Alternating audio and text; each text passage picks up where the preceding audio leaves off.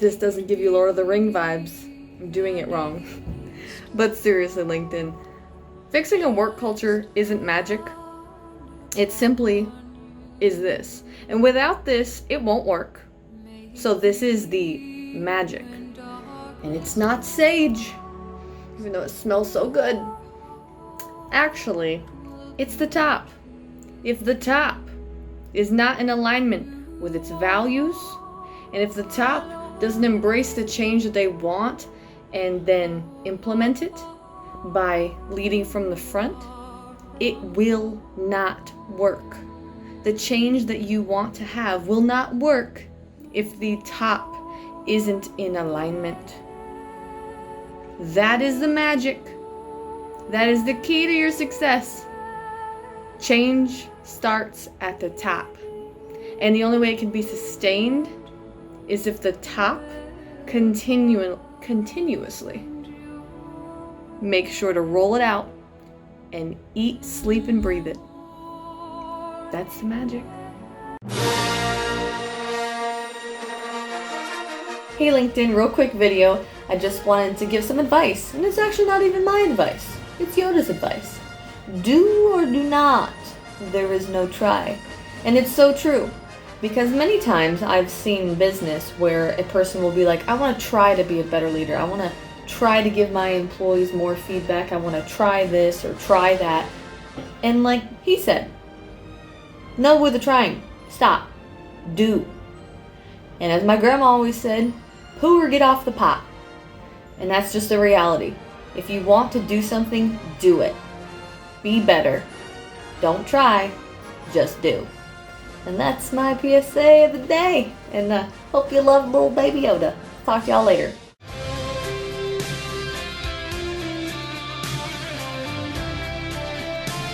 Hey LinkedIn family, I got a treat for you, the aviators, the flight jacket. The reason being is I wanted to talk today about how you can prevent burnout. In relation to the fact that back when I did aircrew training, we went through the hyperbaric chamber. And the reason they put us through this is because they wanted us to know our signs of hypoxia. In the event that we were flying and a plane was to depressurize without us knowing, we could all get hypoxic and die because everyone would be so disoriented they wouldn't even know it. And so they put you through that so that you know. And there's a prime example of this. One of my friends on the C-130, that happened. And she was able to remember what that sign felt like for her, and she was able to get to the aircraft commander in time to let them know that something was wrong. They were able to land safely and no one was hurt.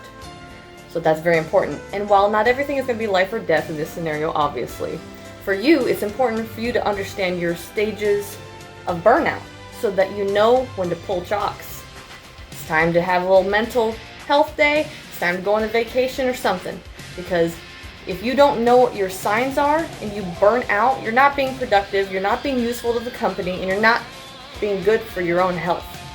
So please try to figure out what those signs are.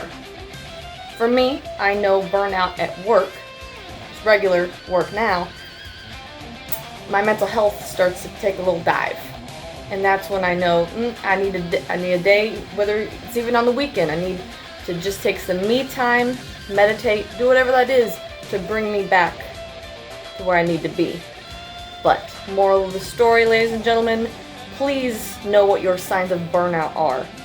And then take the next step and maybe help your employees figure out what theirs are. And if you can recognize it and they can't, you might want to step up and let them know that maybe it's time they take a little break. Whether it's a day off, whatever it is, it's important to know signs of burnout. So anyways, I hope you enjoyed the content today. I love your faces and I'll talk to you soon. Hi LinkedIn family. You've heard about firefighting. Not the my house is on fire and help, but my business is a hot mess and we don't know how to strategically think.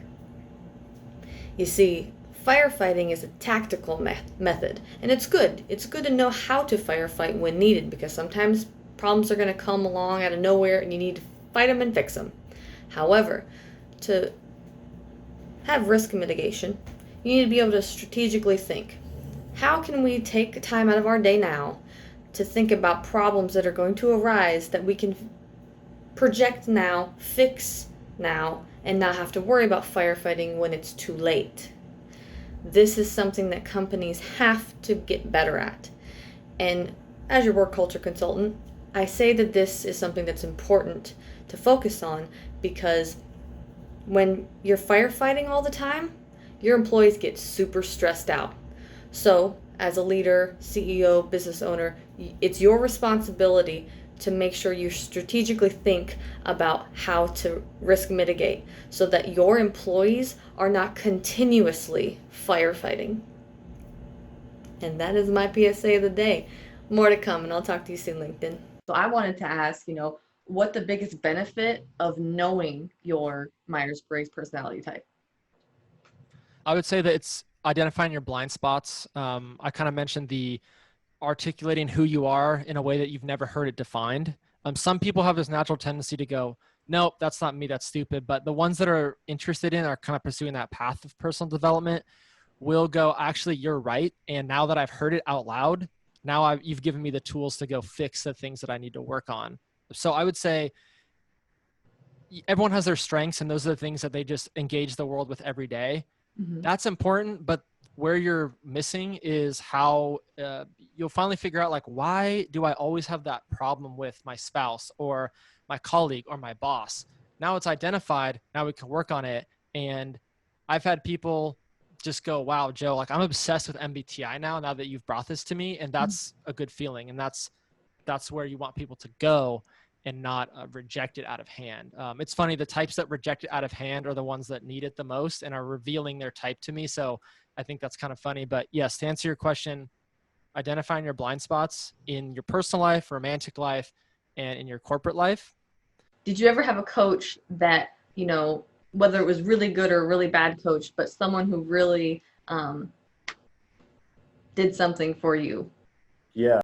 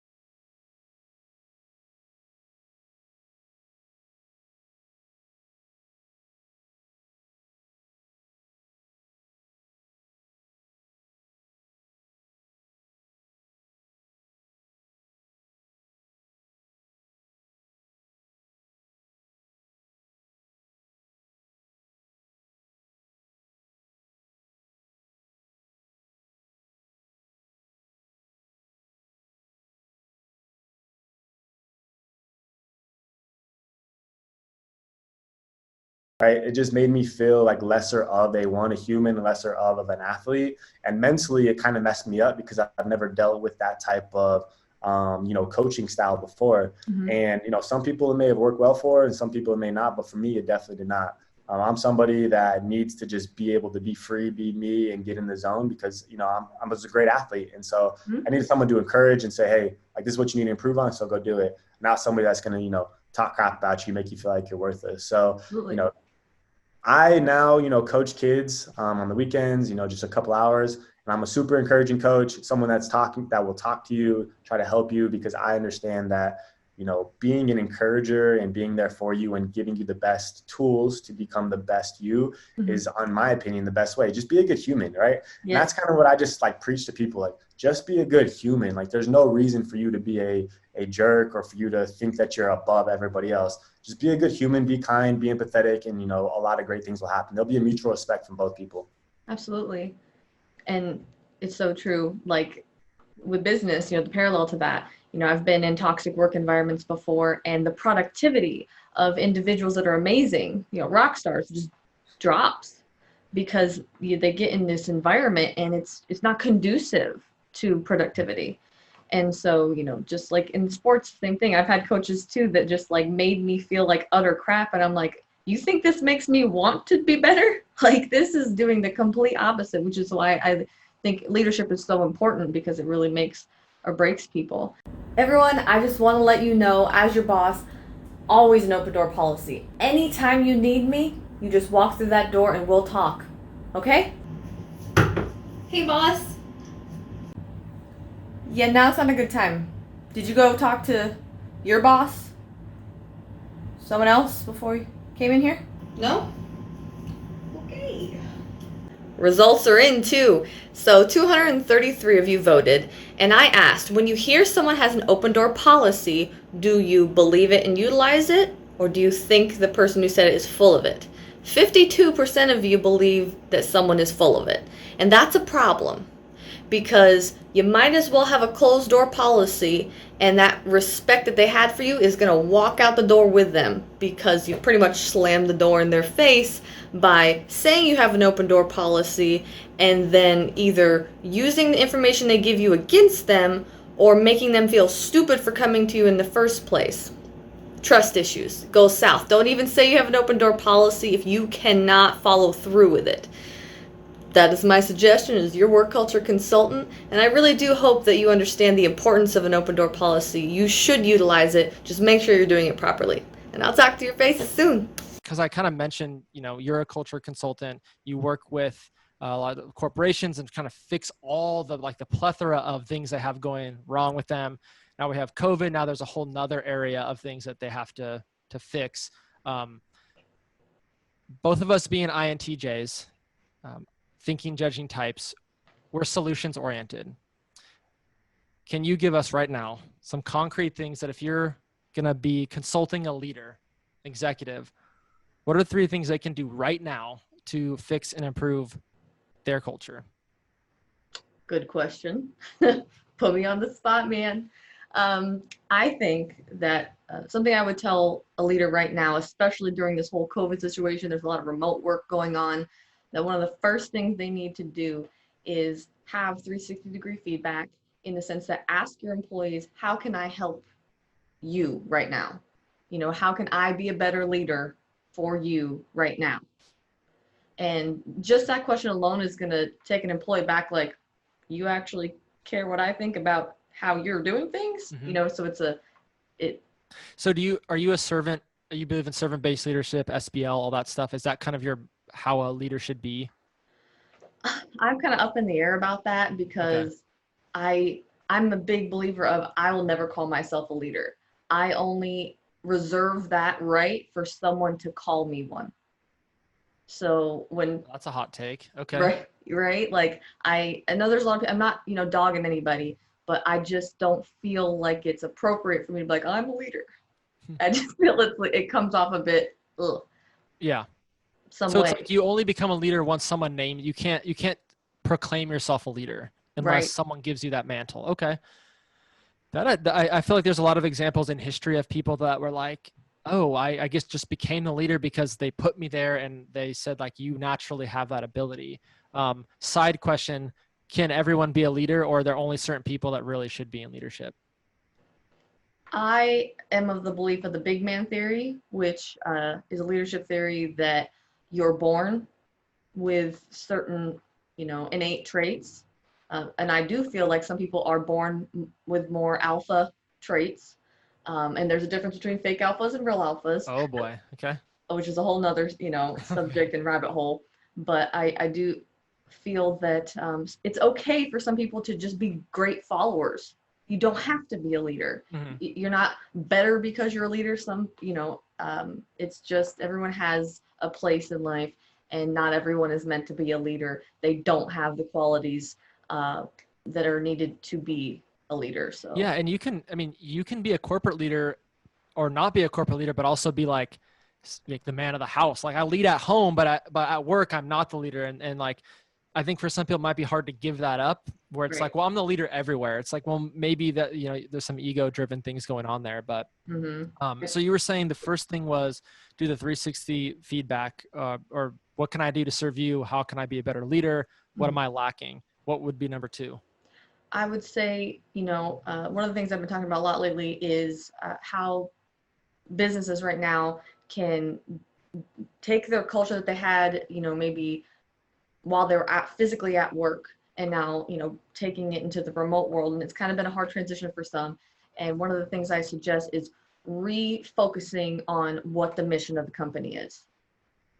Because regardless whether you're in a physical location or at home doing your thing, the mission of the company is still there. And so having leaders remind people, hey, I know everything's kind of crazy right now, and we're getting through it together, but let's focus on the mission. This is what it is.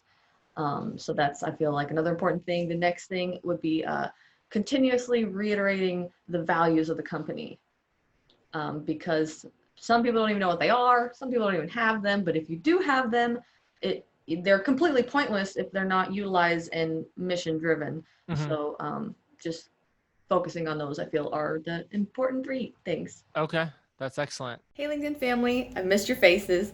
I'm back. And today I wanted to talk about something that I hear a lot. And people say communication is key. Communication is what, makes people successful, blase, blase. Here's the deal though. Without comprehension, communication is just people talking at each other's faces. Comprehension is key. Whether this is a work situation, home, or whatever.